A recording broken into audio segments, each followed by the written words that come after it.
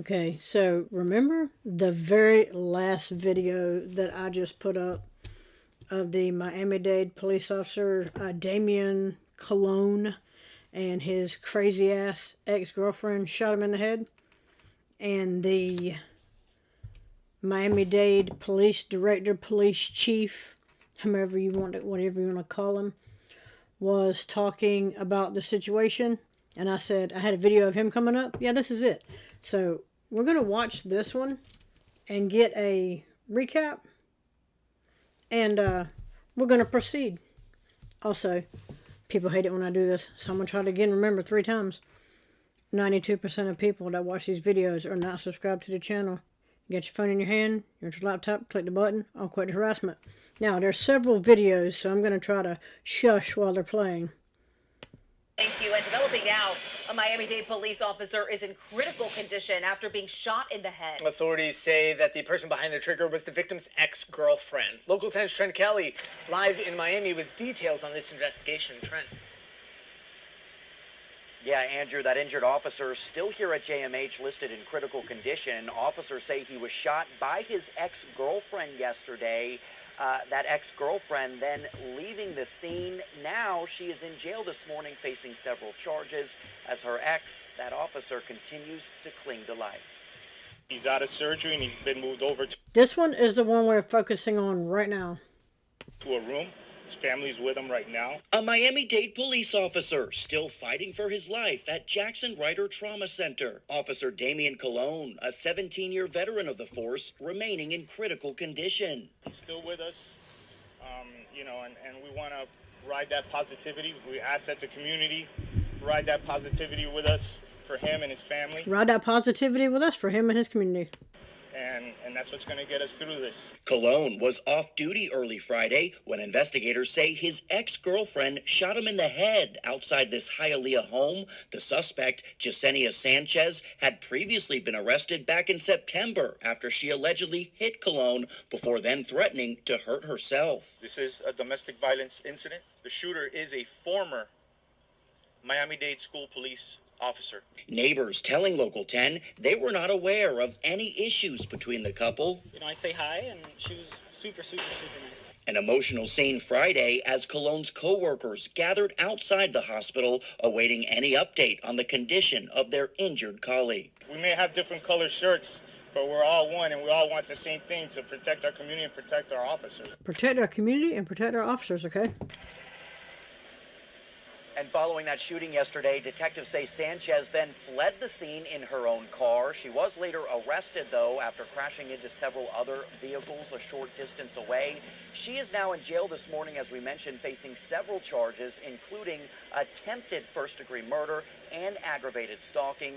As for that officer, we will let you know as soon as we get any more updates on his current condition.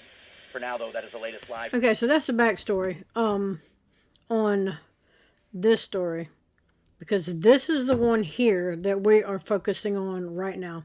So let's get a little backstory on him. Let's go back about, I don't know, I guess it's 4 or 5 years. New at noon, the Miami-Dade Police Department has a brand new top cop. A new director was named today after Juan Perez announced his retirement.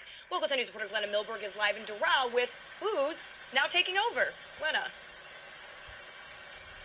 Janice, Christine, I'm listening to Hatzel's report on the SWAT team, and it reminds you that the police work goes on around the county, even during today's honor and a bit of celebration, as Miami-Dade Mayor appointed veteran deputy, Freddy Ramirez as the new police director here.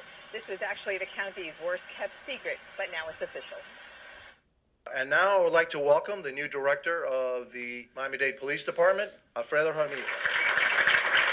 New Miami-Dade Police Director-to-be, Freddy Ramirez, about to rise from the department's number 2, has been considering the weight of that role. When you're standing there in front of the press on a scene of a child being killed, or an officer dying, or a mistake that maybe one of our officers have made, and you have to answer to the community, is very sobering.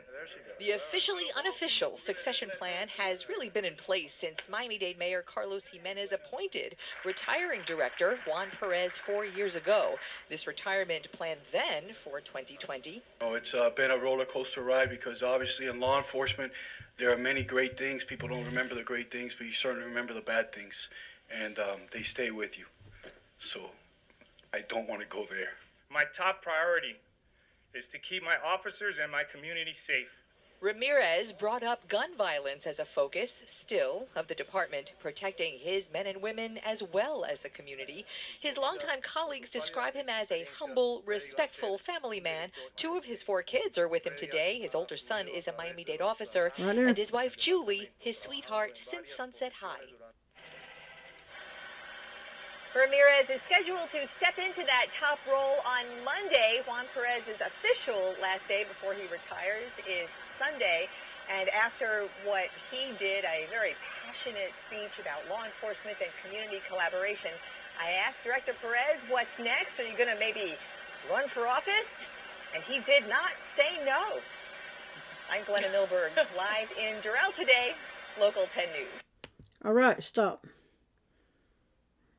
Let's just let it finish doing whatever it's going to do. Stop. News organization find. And then we're going to... Let's get a little more backstory. Freddy Ramirez is the new director of the Miami-Dade Police Department. The 49-year-old has been with the department for 25 years, starting off in patrol and working his way up, including stints in narcotics and homicide. He promises to focus on gun violence and health of his officers, and he joins us here this morning. Freddie, congratulations on the new job. Thank you, sir. I really appreciate that. So why did you want to become director? Why did I want to lead the finest agency in the country? So let's talk a little bit about that agency. It's the largest.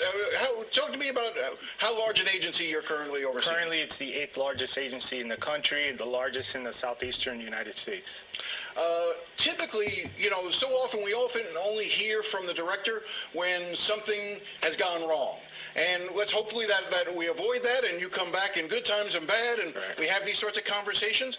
But, we talked a little bit at in your introduction about how you want to talk about your priorities are the health of your officers and also limiting gun violence. Let's start with the gun violence. Yes.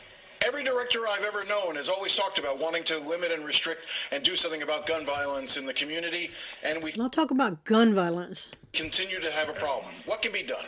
Well, I feel personally that our current law enforcement officers that are out there are doing everything they can. They're doing an outstanding job. And the new form of what we're doing is that the community is involved. People like Tangela Sears, Leroy Jones, Romania Dukes, they're community leaders on all segments of the county are involved with us to curtail gun violence. And we've made tremendous gains. The Board of County Commissioner that brought on the gun violence initiative. We've gone outside of the state to look for programs that could help us because you can't really, it's not only on law enforcement. It's the community as a whole that has to address this issue. And yeah, it's been going on for years. Unfortunately, it's a reality of our society in our country through the years, but I feel that we're making very positive gains. And I think that we're building a great collaboration with the community and other groups to help us curtail this because now it's random and it's specific, Say that last part again. It's random and specific? Random and specific. The shooting is random. We could have patrols and enforcement strategies in place, and then specific because people are targeted. We cannot control somebody's will to enact retribution on somebody. And today, in today's world with cell phones and things like that, they're able to text, hey, if you're looking for so-and-so, he's over there at the corner. How do you stop that, So one of the things, to what extent are you able to, because so much of this does go off on social media. Yes. How aggressive are we getting, how better are we getting at that technology in terms of sort of seeing, identifying, and trying to stay ahead of the curve? We've made leaps and bounds with that. We have a real-time crime center. Our homicide task force has an analytical section. We have a shot spotter. We all kind of LPRs, which are license plate readers. We got all kinds of technology, so much so that a lot of times when our units are responding to gun violence, they're crashing into the bad guys because those alerts are coming to our officers before they even get dispatched. That's how specific that we're getting, so strategic in what we're doing. So we're not doing the ground and pound, arrest everybody like before, 400 bodies and you still have murders. We're going to those who are causing the problem, focusing on people who are committing violence with guns. It's not the whole community. It's a small percentage. Sometimes they don't even live in this community. They're coming from somewhere else to enact revenge on somebody they had a problem with before. Well, you raise a good point, which is it's also a matter about the department creating a sense of priorities, Yes. what's important to go after. And a lot of times we've seen sort of some of the struggles within the department and the community, that one of the challenges with the community is often that if you there could be a philosophy that sort of says if you go after the little things, then you'll be able to step some of the big things. If you pull somebody over for a failed license plate or a tag or marijuana smoking or something like that, you may find a gun. But at the same time, you end up alienating people in the community for doing that. So how do you focus on the big picture and limit officer involvement in some of the smaller things that can alienate the community? Well, first of all, in terms of our patrol strategy is a community policing strategy, which is connecting with the community. We're heavily involved with a civil citation program through Commissioner Sally Heyman. Are you using it? Because I've heard concerns that the civil citation program is not being used as effectively, that arrests are still being made. Well, of course, arrests are being made when there's a crime committed and meets that criteria. It's at the discretion of the officer. Our goal is not to criminalize people. If you look at our juvenile arrests, they're down here in the state of Florida. We work great with our juvenile justice system. We're not looking to dirty up somebody's record. What we're looking for is the individuals who are out there terrorizing our community, committing gun violence over and over again. How do you get the African American community to trust you? Because there may be a natural sort of predisposition to wonder who's coming into their community to police them. Well, I could tell you that 4 years ago, there was a sense of lack of trust, but Director Perez put a lot of work in to connect. That's why I talk about the Circle of Brotherhood, mothers of victims of gun violence. We work with those groups. They are the ambassadors for each other. Not only do we deal with the victim, we deal with the mom, the mother, the parents of the victim of the gun violence. All right, let's move on to, I think, earlier in the show I would have introduced you as potentially the last director that this department would have, because in 2024, we're going to move from a system of a director who's appointed by the mayor, a professional officer who moves up usually through the ranks, to an elected sheriff like they do in the other 66 counties. Right. Do you think, I realize it's above your pay grade, but do you lament the idea? Do you worry about what the future of the department is when you move from a professional leadership to an elected leadership? Right now, my focus is to do this job right, to earn the respect of my officers and the community, for them to trust me. I'm focusing on the now. Right now, that's 4 years down the road. Right now, my eyes are on curtailing gun violence, maintaining our community trust, and taking care of my officers, making sure that they have the needs that they need out there to do the job. So you're probably the same answer to this question. Is that a job you might be interested in running for yourself someday? What I'm interested in is doing this job the right way right now. I'm focusing on the now. You talk about the now, the health of officers. It's an endemic problem. We've seen officer suicides, issues along that line. What can the department do to better protect the health of the mental health and both the physical and mental well-being of its officers? Yeah, that's a terrible tragedy that's going on in law enforcement right now. You've seen the suicides around the country. Fortunately, here in our department, we have a great psychological service section with outstanding clinicians.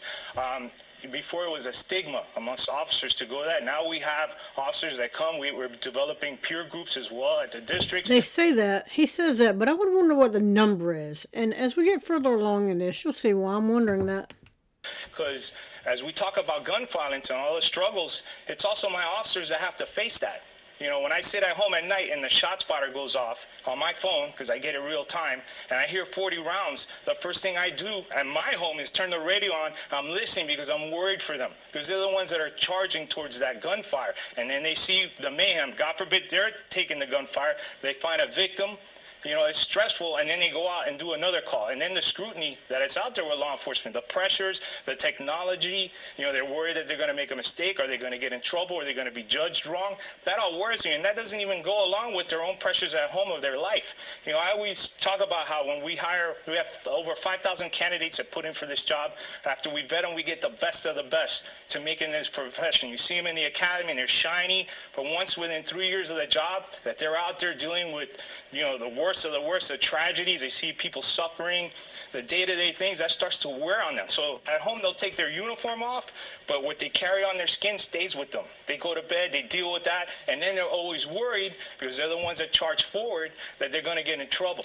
Does the department currently have there been recent suicides in the Miami-Dade Police Department? Thank goodness, not recently, we've had in the last couple of years, but I'm very proud of our psychological services, and I'm going to expand on that with a wellness program to ensure that we're able to address issues before they become a disciplinary problem. Yep. Now, I think this was like 3 years ago, maybe 4 years ago. Because my employees are not disposable commodities. They're human beings. All right, I want to talk to you about a couple other things real quick. This weekend is Martin Luther King weekend. We have traditionally seen the wheels Anyway, of they're guns. going to talk about some parades. Anyway, let's move on to why we're here. Ready? I was just talking to my wife, man. I didn't do anything, man. Please. Look familiar?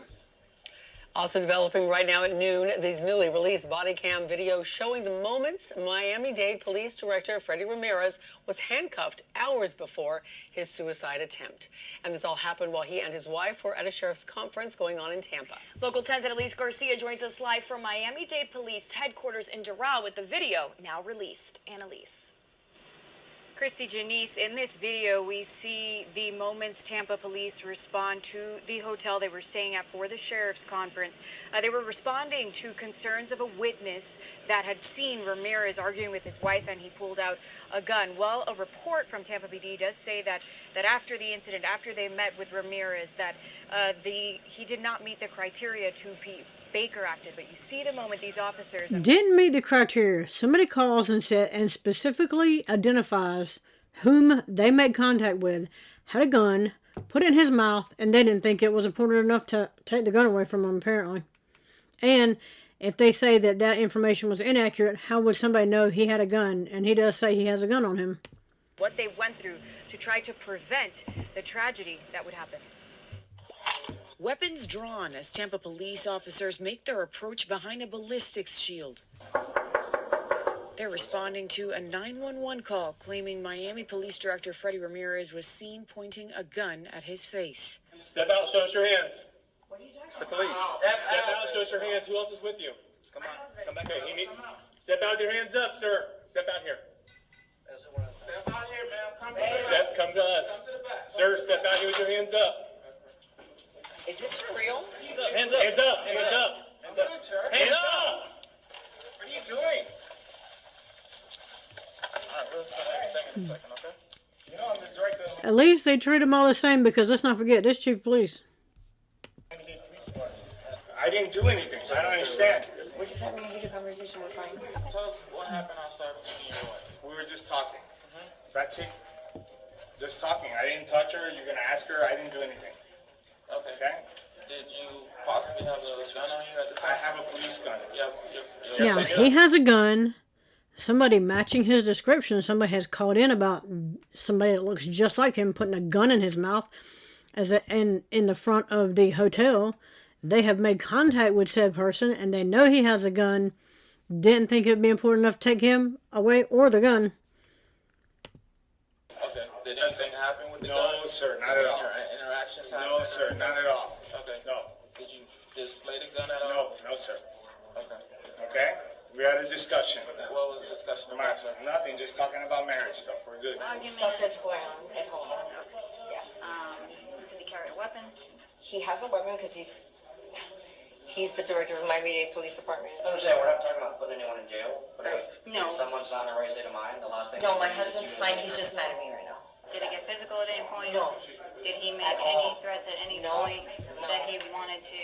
No, nothing like that. Well, I had to ask these questions. I understand. I know you guys got to do what you got to do. Do you want to harm anyone right now? No, sir, I don't. Do you want to harm yourself, sir? No, sir. Have you had any suicidal These thoughts or No, concerns? sir, not at all. I'm good. Okay.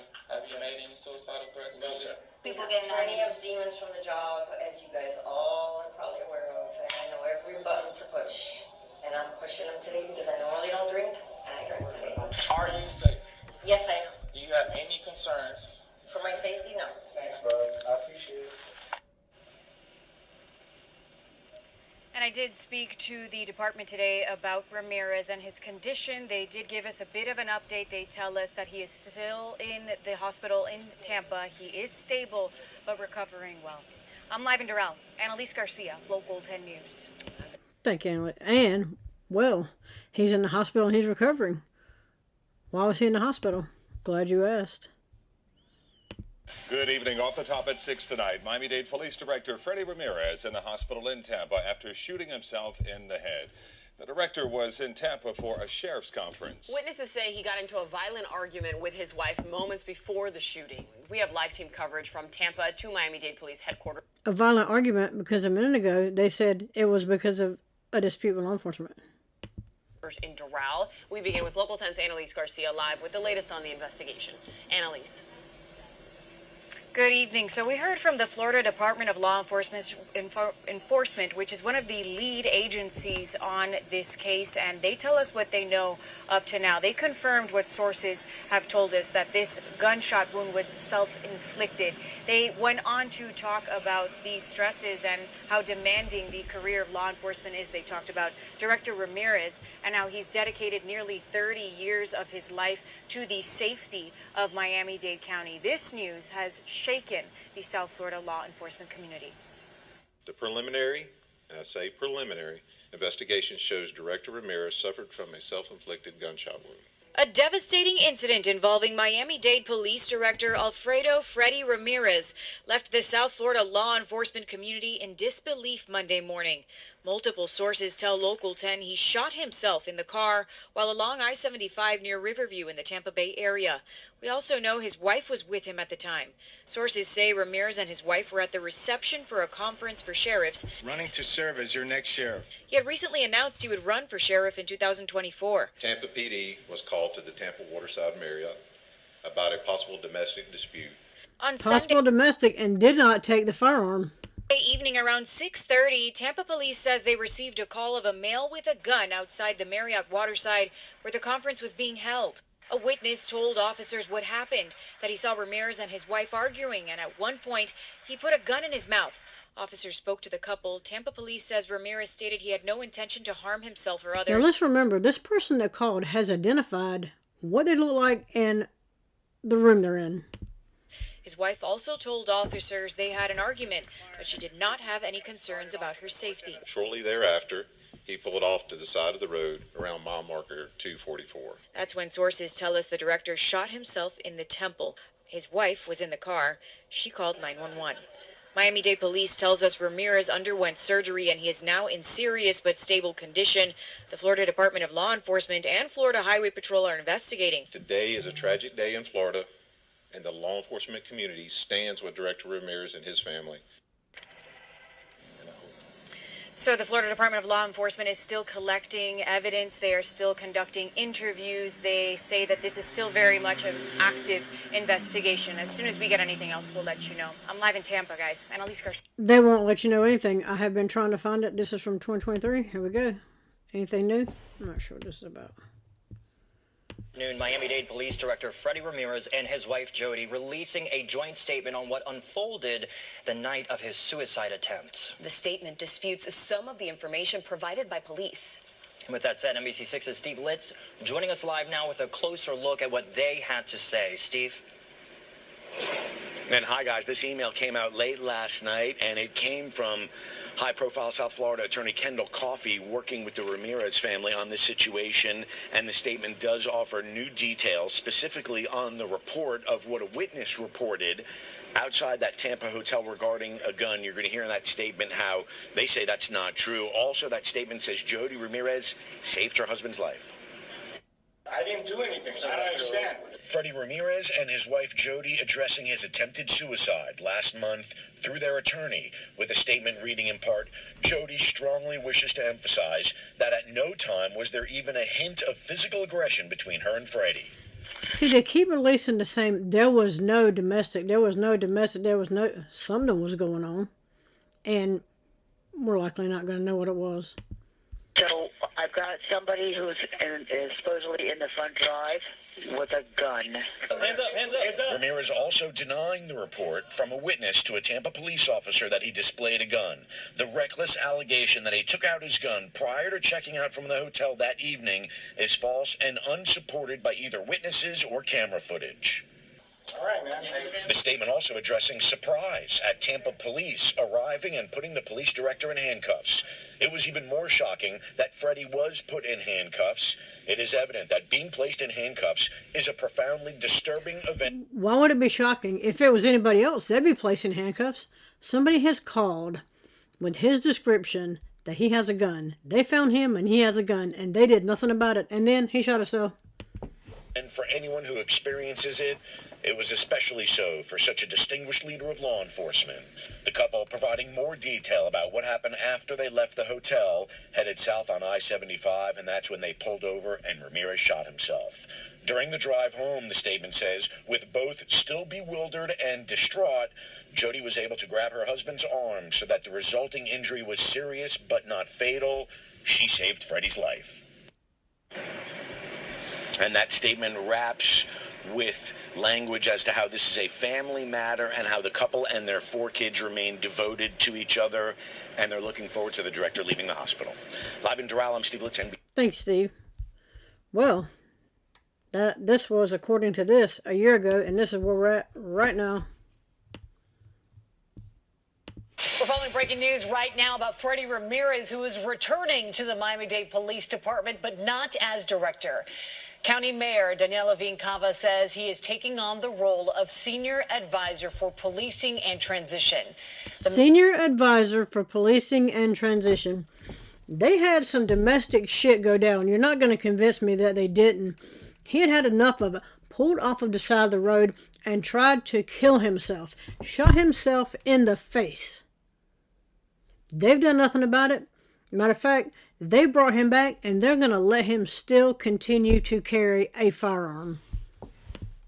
Mayor indicates Ramirez will help guide the department through the transition from a police director to an elected sheriff. Ramirez was a candidate for the sheriff role, but dropped out of the race after shooting himself in July. Yeah, I guess he figures, when you shoot yourself in the face and try to kill yourself, it's probably a bad idea to then go beg people to vote for you to be sheriff.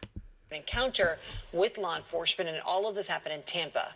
Freddy Ramirez will begin his new role in January.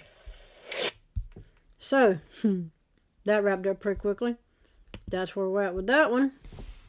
I'm just saying, you can't make this up. This is, they call him the director, the chief of police, whatever you want to call him. And he's been there for, I think since 1995, he's been in law enforcement.